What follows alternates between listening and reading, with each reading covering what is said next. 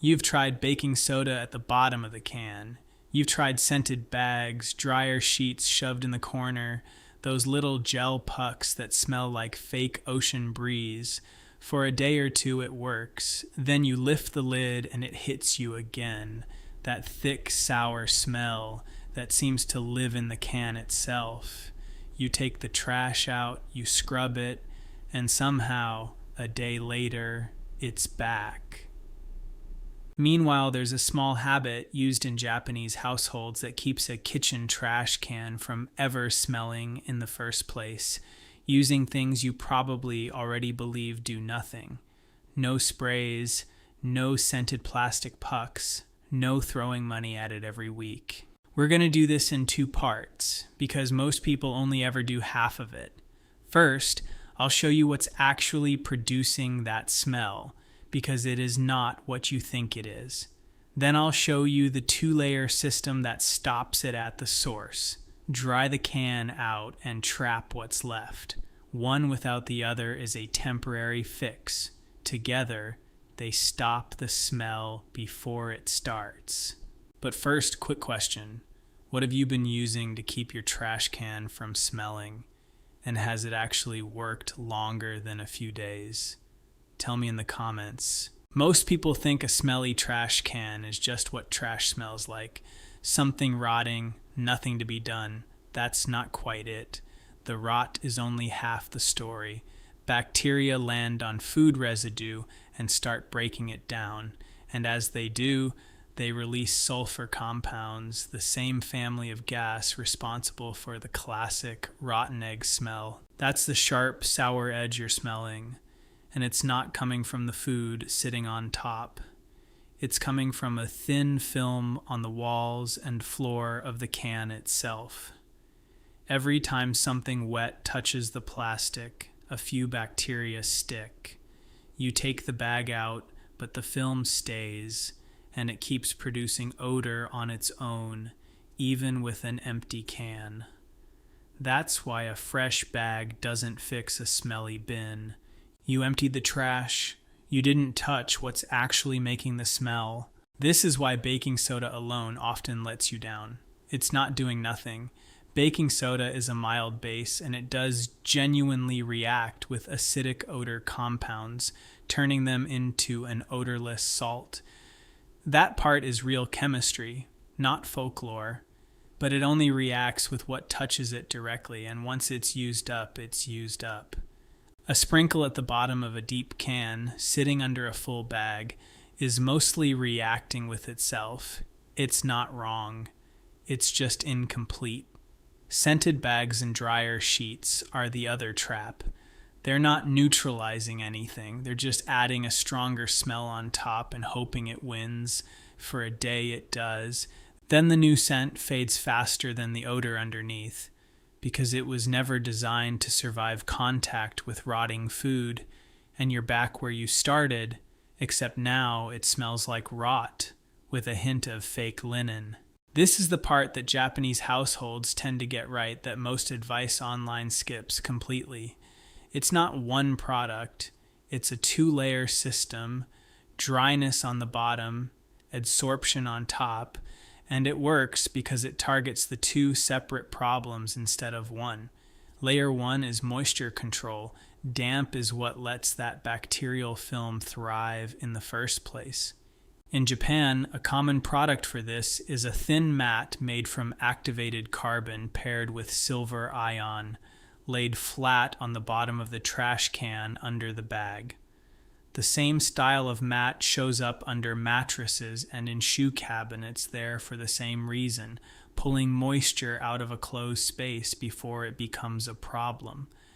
Cut it to the size of your bin, lay it flat, and it sits there quietly working while the bag does its normal job on top. Layer 2 is adsorption, and this is where activated carbon does something baking soda physically cannot. Baking soda reacts chemically with what touches it. Activated carbon works differently. It's riddled with microscopic pores, so many that a single teaspoon of it has more surface area than a football field.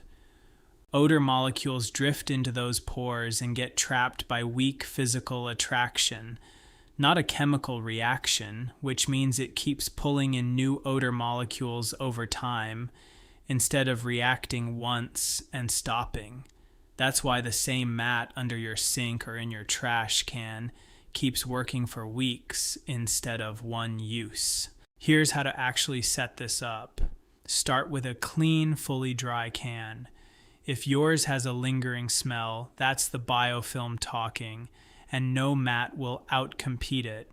So give the inside a real wash first, hot water and dish soap, and let it dry completely before anything goes back in. Once it's dry, lay your carbon and moisture mat flat on the bottom. If you can't get the mat style, a folded layer of newspaper works as a cheaper stand-in for the moisture side. It won't adsorb odor as well, but it will pull liquid away from the plastic through capillary action, which slows the bacteria that need that moisture to keep spreading. Now put your bag in as normal. Here's the part people skip. Before you tie off a bag that had anything wet or meat-based in it, give the can itself 30 seconds. Wipe down anywhere the bag might have leaked with a paper towel and a splash of vinegar. Vinegar is mildly acidic and helps disrupt bacterial film on contact, especially anywhere sauce or juice touch the plastic directly. You're not deep cleaning every time. You're just not letting a wet spot sit there, building a colony for a week. One more habit that does more work than anything else on this list. If you're throwing out raw meat, fish, or dairy that's turned, don't let it sit in a warm kitchen can for 2 days waiting for pickup. Bag it separately and freeze it until trash day.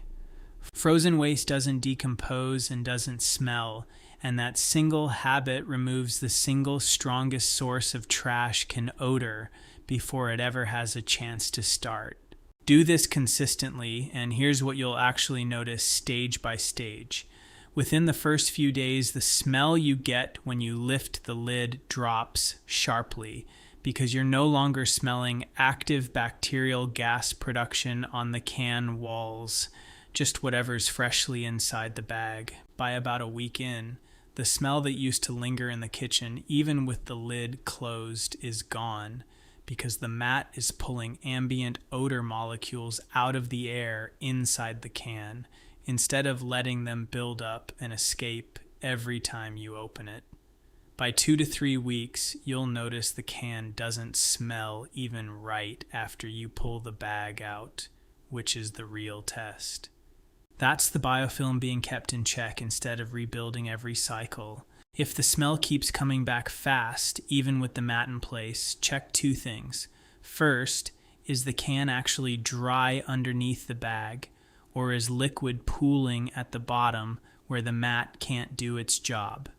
Second, are you swapping the mat on the schedule the packaging recommends, usually somewhere around 1 to 3 months?